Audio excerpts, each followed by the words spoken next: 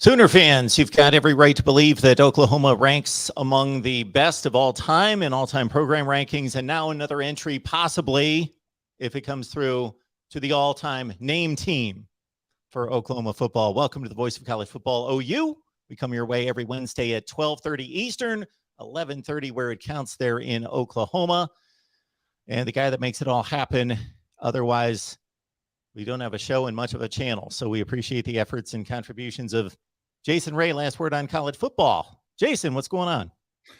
Oh, not much. I think we're right in the middle of the summer here. It looks like so school's about ended here, so we're now officially in summer. So good time, good to talk football, of course, as always.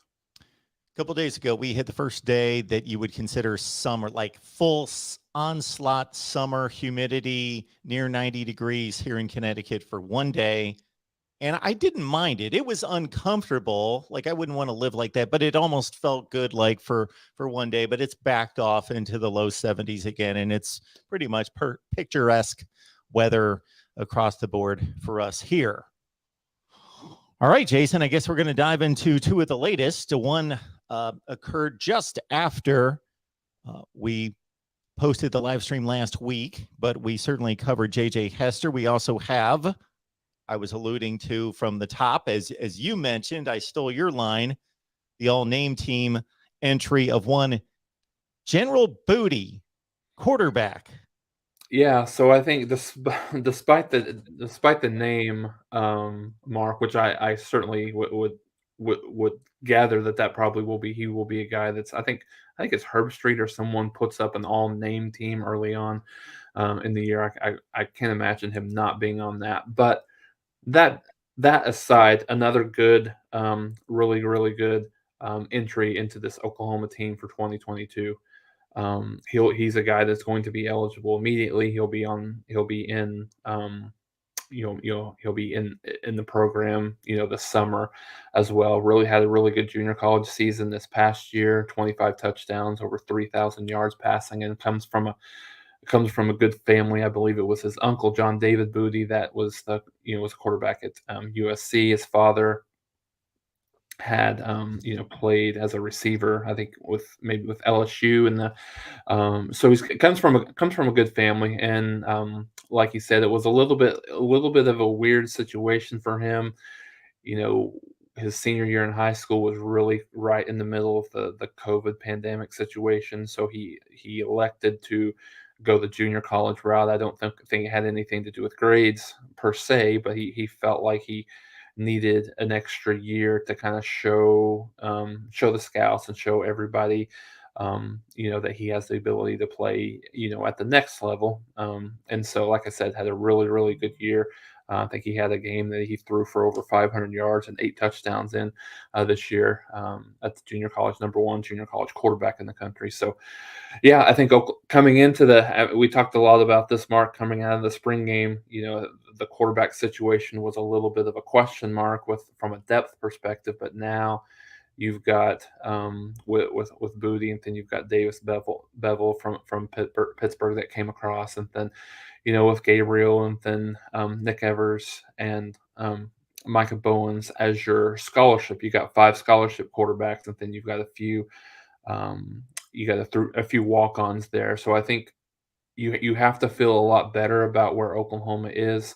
Certainly, you understand with both Booty and Bevel coming in here, they've got a lot of catching up to do just in terms of learning the offense. But I think there's probably an added degree of security, having a couple of guys that they feel pretty strongly about being able to play, and it shows that the coaches felt kind of the same way that most of us felt watching the game, that they felt like, okay, and obviously they have a ton more perspective in seeing these guys in practice. And we just saw the spring game, but understanding the sense of urgency, and getting a couple of guys in here. And then, as you had kind of mentioned on the receiver front, this is another area where Oklahoma is, where Oklahoma was in need, right? In need of some depth, with Cody Jackson leaving, hitting the transfer portal. And so there was a couple of guys that Oklahoma was in on. LV Bunkley Shelton kid from Arizona State, and then JJ Hester from Missouri. So Oklahoma got a pretty quick commitment, as you mentioned here off the top, Mark. It happened. I think not too long after we went live last Wednesday. I believe it was last Thursday that he made the commitment, and I think a lot of people thought Oklahoma had a pretty good insight into him just because of the fact that he's an Oklahoma kid, has a really has a good relationship with a fellow Booker T. Washington commitment for Oklahoma, and then just a position that Oklahoma obviously felt like they needed to get some added depth in. So good commitment for Oklahoma there. Didn't play a whole lot in his first year at Missouri, only a couple, 2 or 3 games, but was pretty effective when he did get his time. So certainly he's not a guy that's going to be depended on to be a starter, but he will provide some depth within that receiving core. Very much a scat back type of wide receiver. That has the ability to break the long one. And I think with that, Oklahoma's probably shied away a little bit from the Bunkley Shelton kid. I think he's probably, from everything that I've seen, he's probably going to Kansas, which is bizarre. With how good of a season he had at Arizona State, the 2 choices that he came down to was Oklahoma and Kansas. Not sure what the reason was. He didn't get more attention from some other schools, right? But I think 2 really good, really good additions for Oklahoma, and so now we'll see where do they go from here. Are they done from a portal perspective? I still think there's probably a little bit of look that they're going to make at a rush defensive end type, if they can find a good fit and someone there. And those things are a little bit more difficult to find in the portal, right? I mean, I think a lot of things you can supplement your team with, really well, is at the quarterback position, kind of the skill position areas, right? Tight end, receiver, running back. And then on the defensive side, I think you've got cornerbacks and safeties that are pretty widely available. And I think probably the more selective that you have to be, not necessarily be selective, but really there's not a ton of opportunity there, is at the offensive defensive line and at the linebacker position. So it might be a little bit of a needle in the haystack, but if they find someone they feel is worthy of there from a defensive end, I think that would be another thing to look for here in the next couple of weeks, a month or so. We'll run down the metrics on JJ Hester, and then I'm going to circle back on one Mr. Booty. So JJ Hester, official first name Javian, if I'm pronouncing that correctly. Javian or Javian Hester. So yes, originally signed at Missouri. He was the 53rd rated wide receiver in the country. He was just outside the top 300 national prospects and top 3 player in the state of Oklahoma in the 2020 class. So then he got his feet wet, or more so than that, last season. 7 games, caught some passes against some pretty good defenses, couple catches against Boston College, had a catch for 14 yards against Tennessee, couple catches against Texas A&M for 26 yards, got into the Georgia game with a catch for 11 yards. So fairly substantial time in the SEC, at least getting a few targets and some catches. And then in the bowl game against Army, 3 catches for 38 yards for Hester. And then just a bit curious about, you ran down the profile and the background of General Booty. So in looking at what most people would look at, first and foremost, from a new signee, would be, of course, the rankings. Let's look at the recruiting rankings. Well, there's nothing there. So we've got a bunch of not availables in the 247 Sports Composite or by any of the services individually. And then not questioning in any way the selection of this player by any stretch. I would just love to know more about some of the other interests with the other schools, because he received 3 offers: New Mexico, Presbyterian, Oklahoma. So one of them doesn't seem to belong. So it's just interesting to put all that together because we're used to saying, okay, Oklahoma just grabbed a wide receiver, just grabbed quarterback, whatever the position, and people have certain expectations that if they see that Oklahoma just got a commit and it's the 8th rated wide receiver in the country, they figure, okay, that's about what we do. If they see it's the 48th rated wide receiver in the country, they're like, okay, well, hopefully the coaching staff knows what they're doing, but this wouldn't necessarily be a guy that we would typically go after, but we will trust the coaching staff on this one. And then with no player ratings, and then again, looking at the other offers that are typically stacked up pretty strong with similar programs, it's just interesting to note that the other two offers are, again, Presbyterian and New Mexico. Yeah, it's very it was something, Mark. I thought that took it, at least me, by surprise. Not necessarily in understanding the offer list, because that certainly the company there is a little bit bizarre, but yeah, when you look at the statistics, I mean, in itself, I mean, that looks, pretty solid in terms of what his completion percentage is, and yardage and touchdowns at the junior college level. But yeah, I've been kind of looking at some things, and I haven't really seen anything as why some of the people would shy away from him. Maybe it has something to do with the fact that he was it's just his first year in junior college. I don't know. But I was a little bit surprised because I didn't, with them signing Bevel, I didn't really specifically think that Oklahoma was going to grab um, another receiver. I mean, another quarterback in this class. But yeah, I guess we'll remains to be seen. And maybe he's a kid that Oklahoma thinks that they can learn for a year or two, and then maybe be in a position next year to compete for a starting job with Bevel and Nick Evers and company. We do appreciate everybody being here at the Voice of College Football OU, and make this a habit every Wednesday, 11:30 a.m. Central Time, 12:30 on the East Coast. All fan bases are welcome. Yes, Oklahoma fans, even Texas fans are welcome. Your partner in crime and going to the SEC. And much discussion about that, as Jason and I had this time last week. So check out last week's show if you haven't, concerning divisions, pods. We've addressed that a number of times, but that was the big topic in college football last week, concerning the restructuring of the conferences and the best way for each conference to position itself for the college football playoff, and also kind of highlight the marquee games in the conference as well.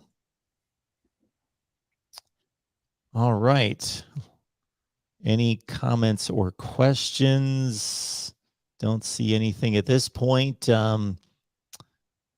Jason and I had talked about in the last few weeks reviewing recruiting classes, so I guess we will jump right on that. So we all know what the deal is with the recruiting classes. They all get ranked by 3 different major services, and then the 247 Sports Composite fortunately throws it all together for us.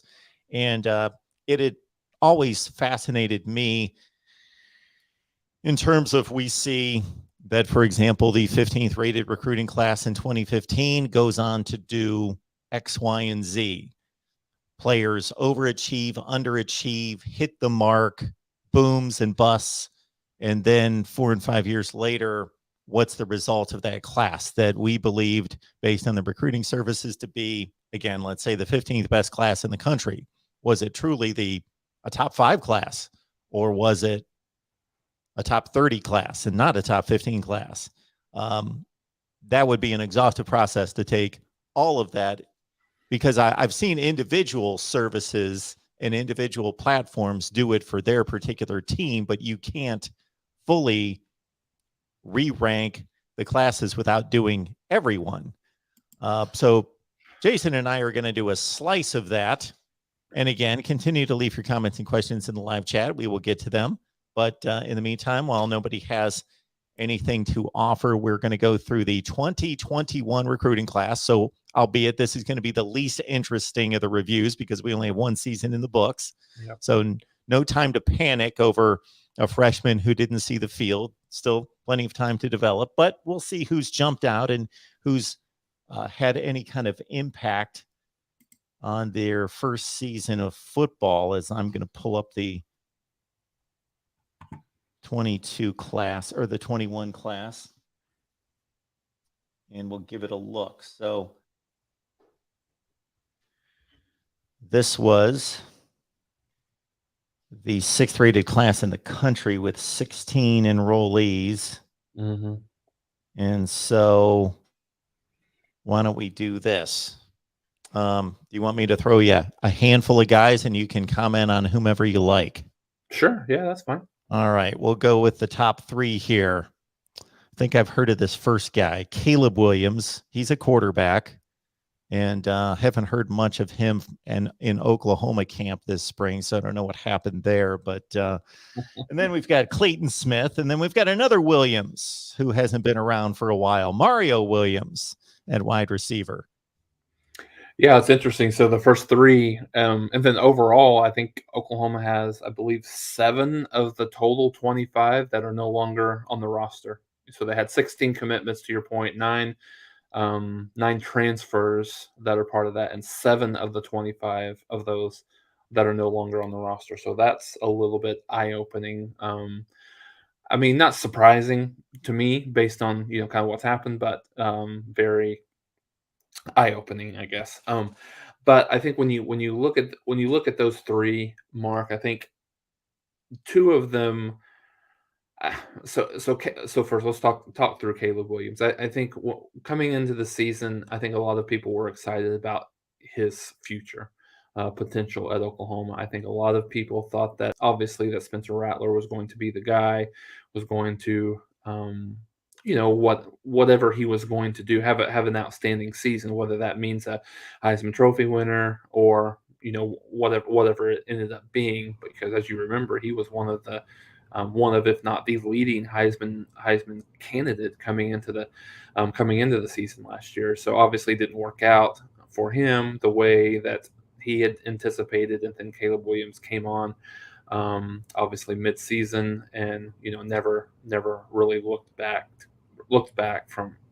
I know he was replacing that Baylor game a little bit, but never looked back. So I think he was a little bit of a surprise in terms of a little bit better immediately than a lot of people thought that he might have been. So then you move to Clayton Smith. He's the one. I don't know it's hard to describe someone as a disappointment just in a true freshman season, right? But I think I think a lot of folks thought coming in he would be a guy that would be able to play a lot at that Russian spot early on last year.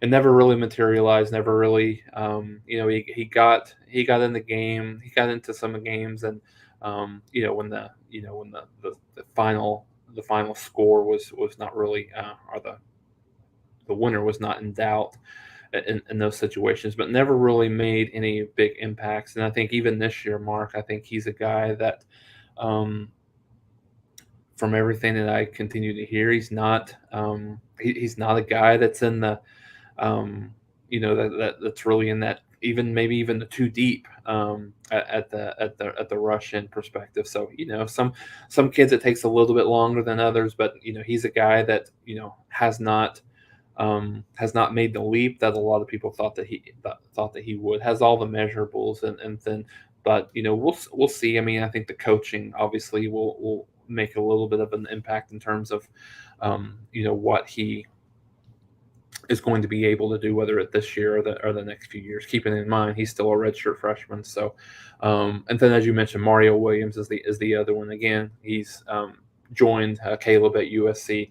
I think a lot of people thought that he would be a guy that could come in and help them and help Oklahoma immediately early on, right? With his ability to stretch the field, with his ability to be elusive after the catch, and had a really good year. I think he met most expectations. Didn't get a lot of touchdowns.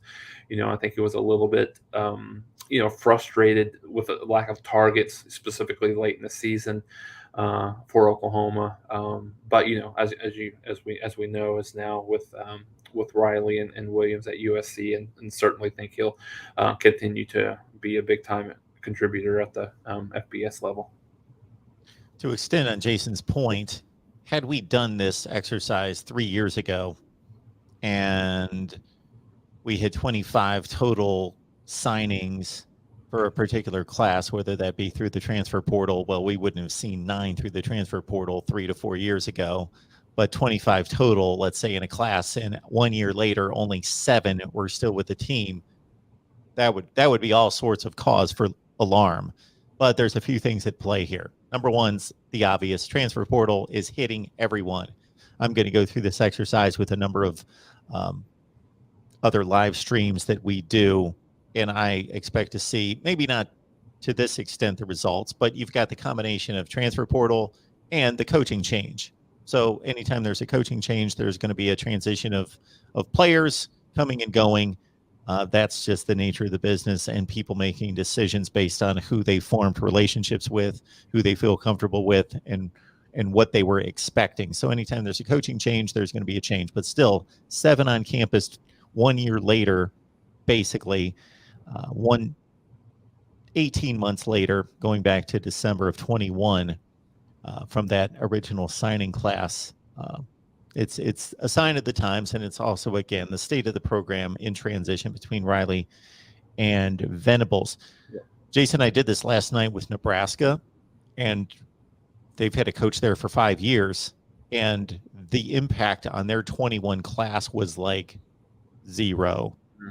Like, which with a team that won 3 ball games, you would hope that the freshman class would have more of an impact, number one. Number two, we were going through 3 and 4 players at a time that he didn't make it. He never made it to campus. He's gone. He's gone. He's gone. Oh, good. Again, for a coach that's been there for 5 years. Yeah, that's not a good look. You would expect it for, I mean, to your point, you'd expect it with a first year coach or some, changes within the team, but not for a coach that's been there for as many years as Frost has. All right, we are looking at the 2021 class, and again, only 1 year under their belts, so not much here, but I think this is going to be pretty intriguing as we go back through the years, and we'll do this as we go through the summer and review the players and see where they are and how the classes re-rank years later. Before we get to the next batch, we got Sooner Thrawn on the line. Sooner Thrawn, appreciate you being here. Why do you think that?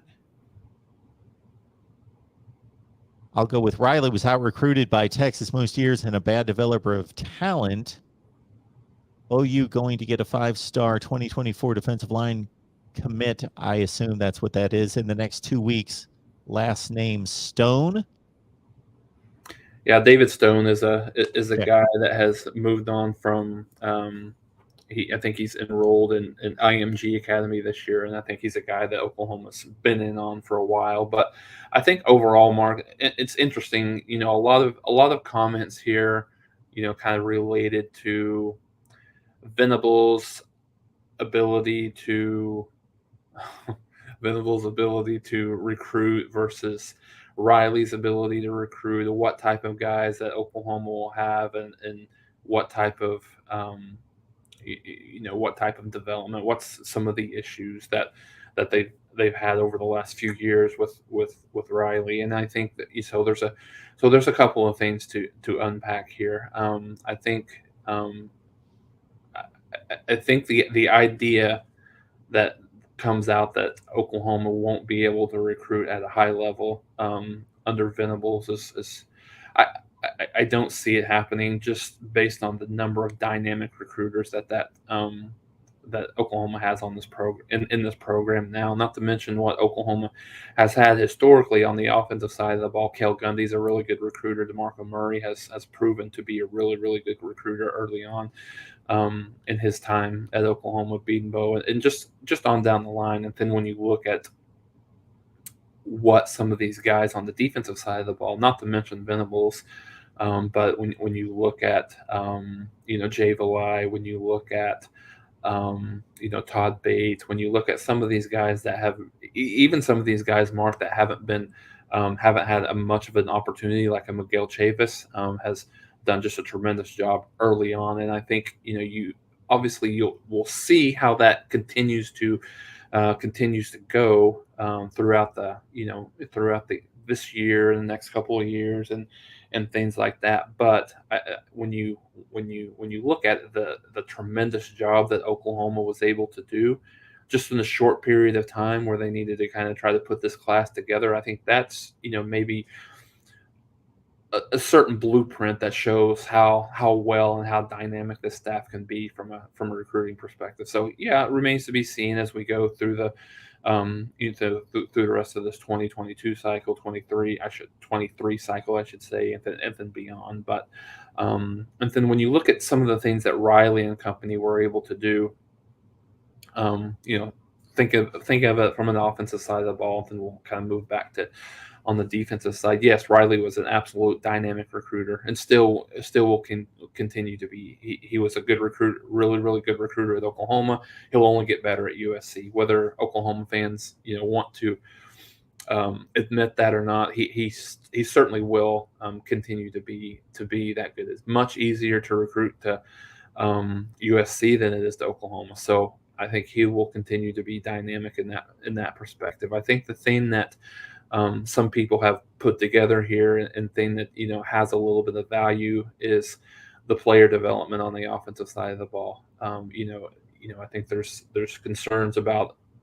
been concerns about that with the fact that some of these quarterbacks that Oklahoma has had, they came in through the transfer portal, so it wasn't a situation where Riley continued to develop them, and the one that they had that he's had that came in as a freshman was Spencer Rattler, and you see he took a little bit of a step back this year compared to where he was, and a lot of people think he was. So I think that remains to be seen a little bit as he moves to USC. A guy like Caleb Williams, how much better does he get after his outstanding freshman year? And then I think the defensive side, Mark, it's hard to compare the two when you look at Alex Grinch versus when you look at Brent Venables, just from the fact that their schemes are so much different. The players that Grinch is looking at is not the same players that Oklahoma is looking at for Brent Venables and his scheme. So again, I think the success that staff has had over over their careers at different schools is leads me to believe that they're still going to be really, really good recruiters. And then, as we mentioned last week when we talked a little bit more about the SEC and things like that, is once they have that SEC patch, it's going to be much different and probably a better way for Oklahoma from a recruiting perspective. OU Sooners Live. We're here every Wednesday. It's at 11:30 a.m. Central Time. We would hope that you would make this a habit and bring some folks with you each and every week as we talk Oklahoma football. We appreciate everybody in the live chat. You can contribute to the channel by going to Venmo, PayPal, and Cash App. Search Mark Rogers TV, or you can do that right here with the Super Chat available to you.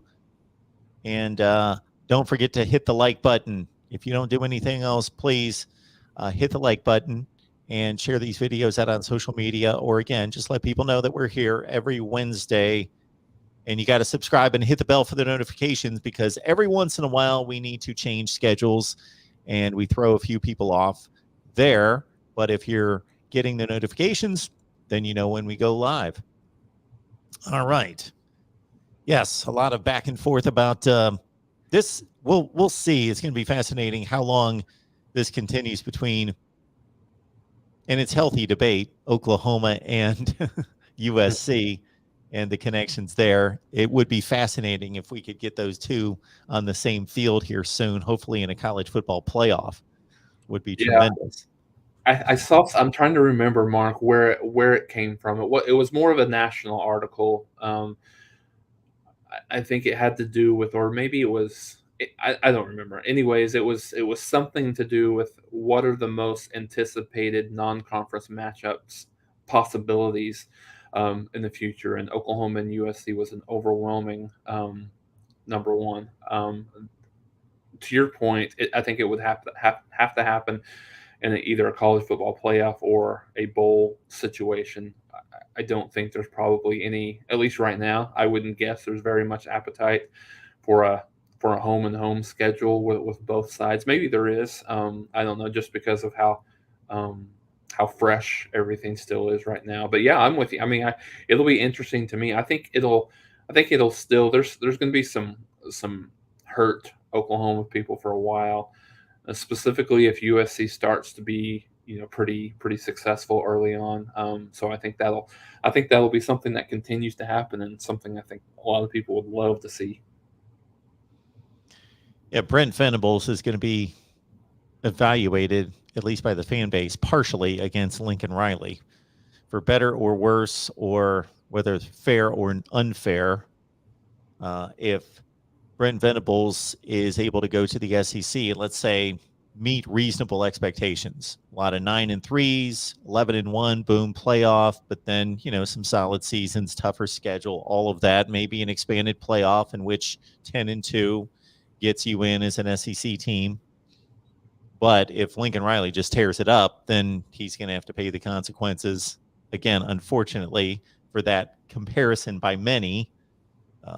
But if Lincoln Riley falters and strings together some 8-4 seasons that don't meet that fan base's expectations, which are through the roof, like they're expecting immediate, like we've landed and we're ready to roll and all is well and we're Mm-hmm. taking over this year.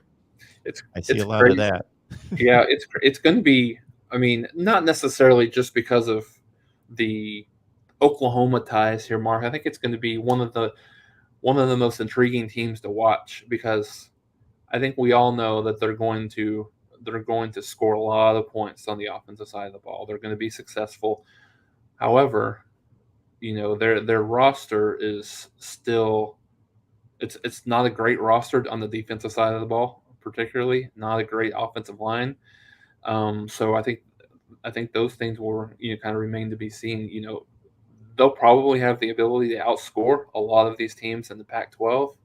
A lot of them won't be able to stay with them, but once they play, I don't know, what that looks like. Oregon's going to be probably at least as good, if not better, than what they were last year. I don't know if UCLA continues to make that step, but yeah, it's going to be such an interesting team to watch. And I'm with you, Mark. I've everything I hear, there's a lot of thoughts that they're just going to make the switch just like that, and they're going to be the next back to being the blue blood that they were.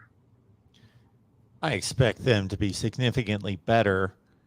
I think any competent coach could take over this roster and make a few tweaks and be significantly better than 4-8. That was not a 4-win talent team last year. Look at the recruiting rankings and understand they didn't lose that much in the NFL draft. So any capable coach could go in there and go 8-4, 9-3, I would think.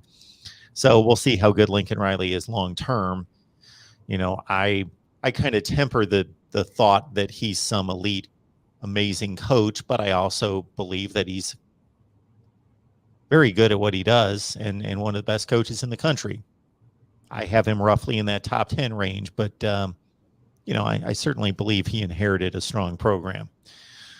All right.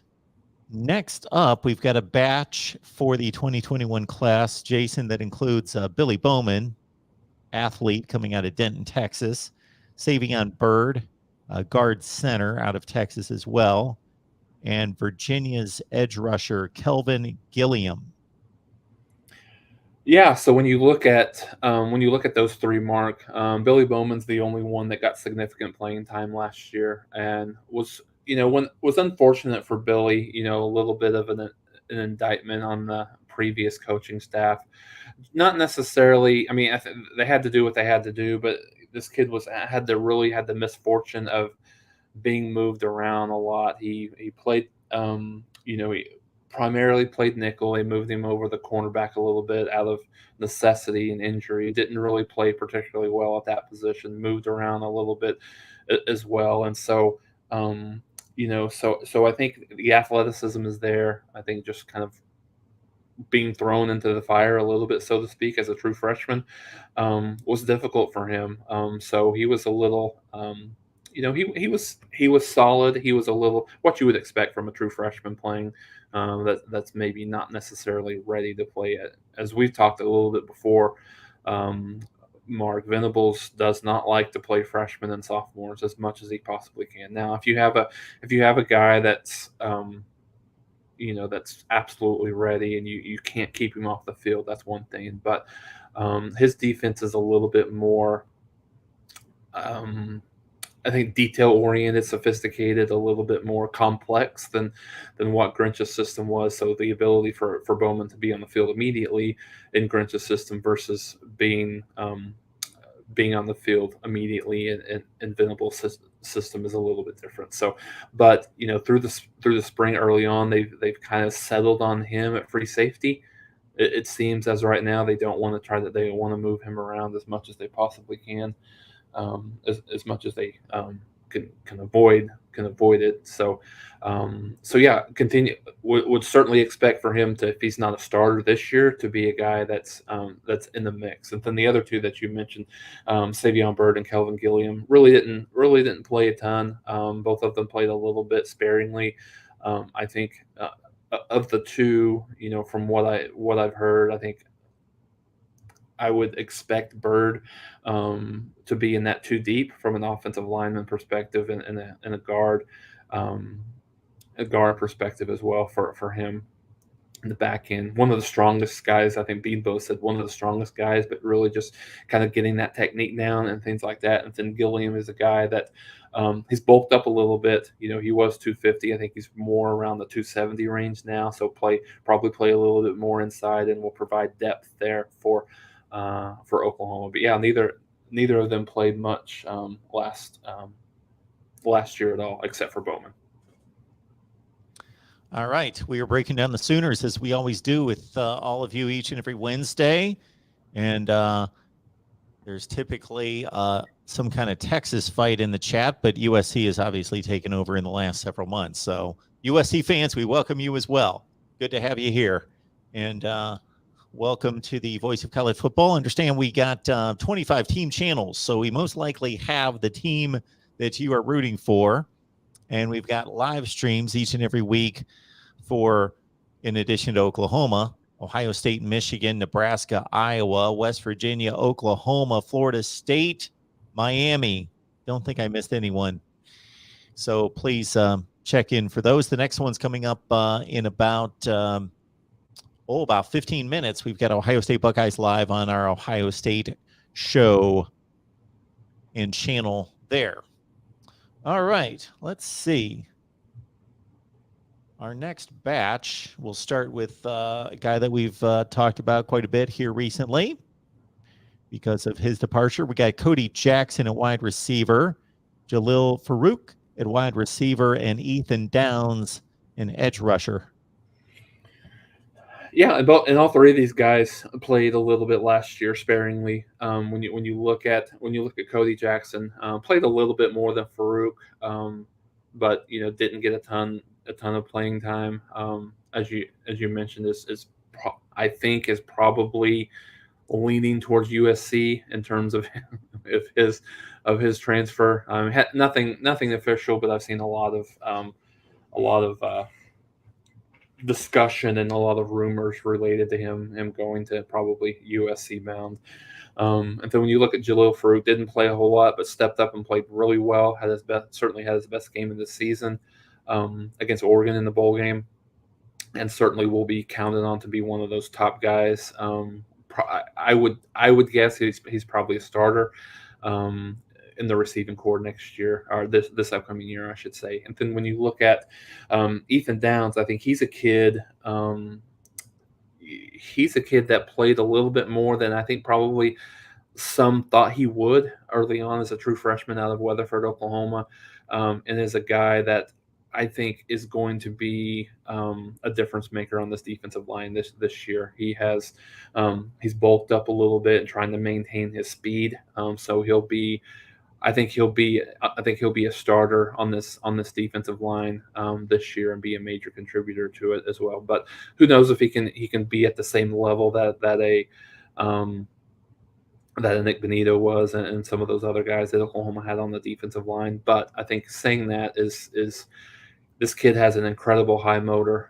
He already had that, and then when you bring in together Venables, just continuously teaching effort, uncommon effort, and some of the non-negotiables, I think he's even stepped that up even a little bit. So I look for great things out of Ethan Downs this year. Guess what, guys who are mixing it up in the live chat? We've got a Discord that you can jump on anytime. We don't have to be live 24/7, 365. Go to Patreon. Just like our guy, Tim, USC fan, Tim Pragley. You see him there in the chat. He's on Discord with us. We appreciate Tim's support. And go to patreon.com, search Mark Rogers TV, sign up right there, and you get a Discord link, and you guys can mix it up all day. We've got different channel for each Power 5 conference, and we may get more specific than that depending on volume and matchups and everything else coming up this fall. So again, we're on Discord. Go to patreon.com, search Mark Rogers TV, sign up right there. All right. Then we've got, another familiar name that's gone west. Latrell McCutcheon at cornerback. Nathan Rawlings-Cabange, defensive lineman, who committed and signed kind of late in the process. And Damon Harmon, a cornerback.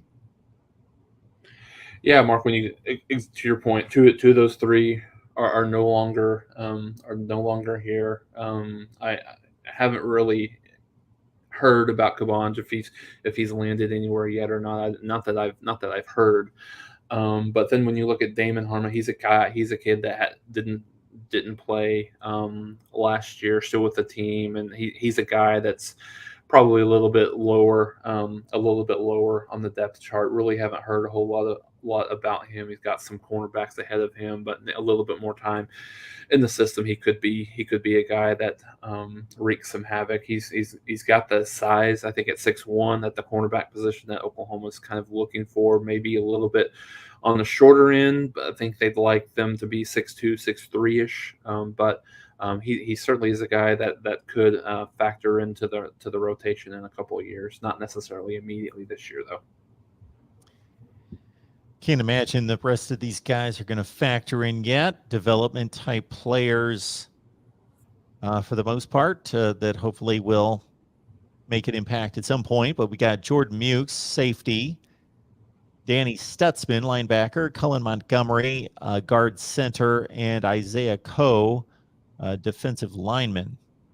Yeah, when you look at two of those guys, two of them had a decent role on this team last year, and Danny Stutzman and Isaiah Coe. Isaiah Coe was a reserve defensive lineman, played a little bit. I think he'll be a guy that's expected to step up and be a big contributor. Whether it's as a starter or in the two deep. No worse than a two deep. Has a lot of strength, but he'll continue to work on that technique to get that there. And then when you look at Danny Stutzman, he's a guy, Mark, who is one of the surprises, I think, for me, and just the fact that he was able to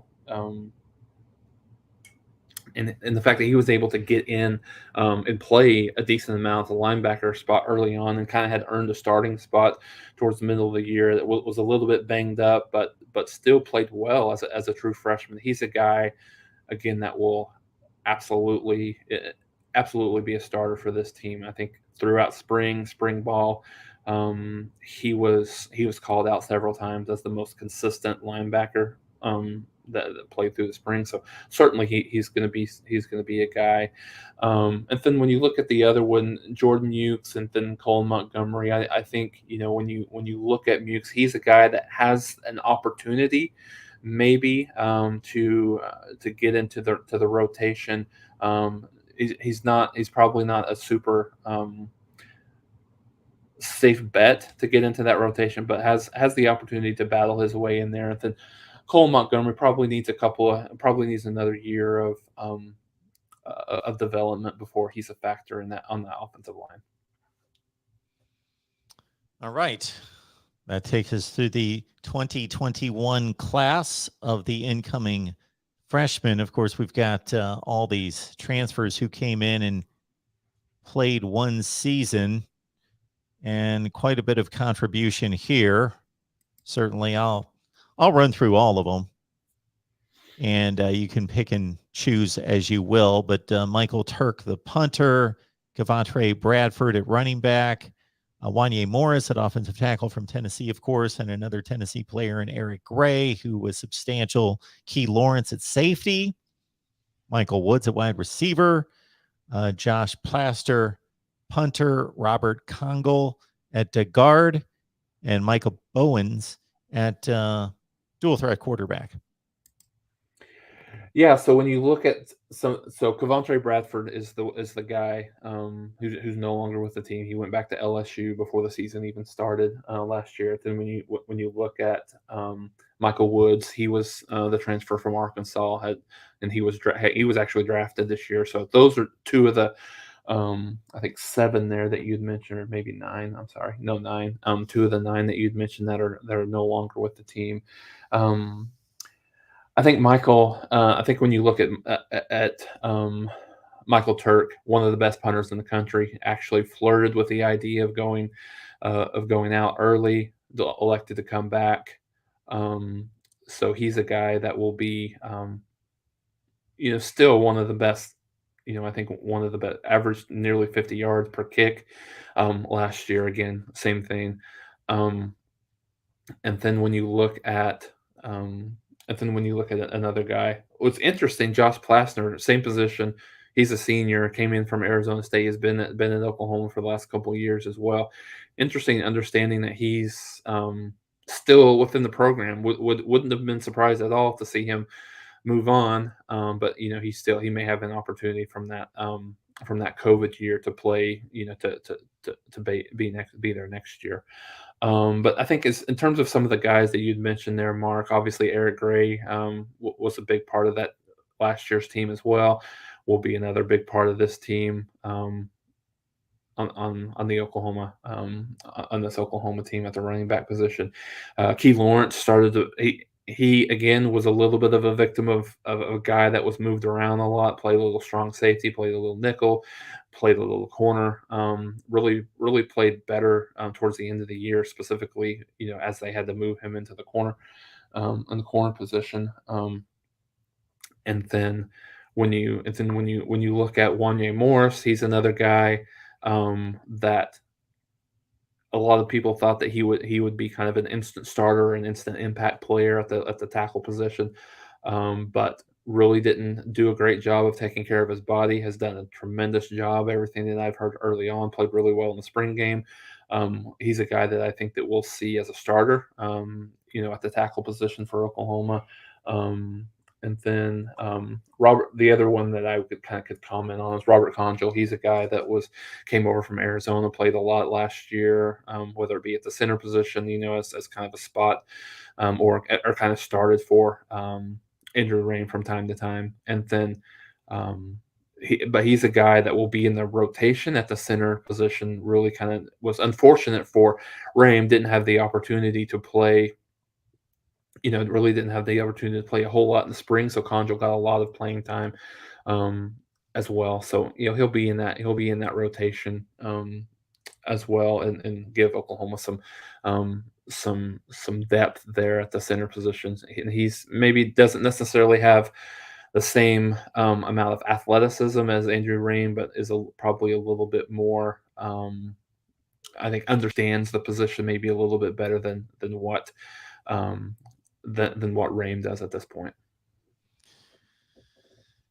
I'm going to love this exercise as we get deeper into the years going back, and of course get complete recruiting classes that have cycled all the way through to see, okay, yeah, who hit it in terms of their recruiting ranking, who came out of nowhere to surprise us as an impact player, a star, an all-conference player, who were the busts and the player movement that we're going to see and all of it come together. So Jason has just reviewed the 2021 recruiting class for Oklahoma with, again, 7 players still on campus from the 25 total that started as signed players. That would be 16 enrollees out of high school and then the 9 transfers. So when you said 7, I'm sorry, I probably said that backwards. 7 are no longer with the program, 18 still are here. okay. All right. There we go. Yeah, that would make more sense. All right, with the 9, so that's probably, I'm not going to try to do the math. Almost all the transfer portal guys are still there, except for the guys that you mentioned. So probably 7 out of 9 out of the transfer portal guys, and maybe like 8 out of the 16, something like that. So whatever the math is. Okay, 18 of 25 total players still with the program. All right, that makes more sense. I misheard that. All right, very good. We've got a Buckeyes live show coming up here in just a few minutes. So you want to continue the college football discussion? We'll be on the Ohio State channel in just a few minutes. Jump on in and join us there. Jason, is there anything going on there at Last Word on College Football that we need to know about? Not a ton. Not a ton right now. We're doing some positional breakdown. I think we're in the midst of finishing up the Big 12 top 5 at each position. Now we're kind of going more into the SEC here. So on the lookout for all that stuff. All right. D-Rock Irish is going to be with us for Buckeyes Live. So everybody follow D-Rock Irish over to the Ohio State channel, and we'll talk Buckeyes and all of college football, of course. Jason, we don't have a show without you, so thank you so much for your contribution, and we will see you next week. All right. Sounds good, Mark. Thank you, sir.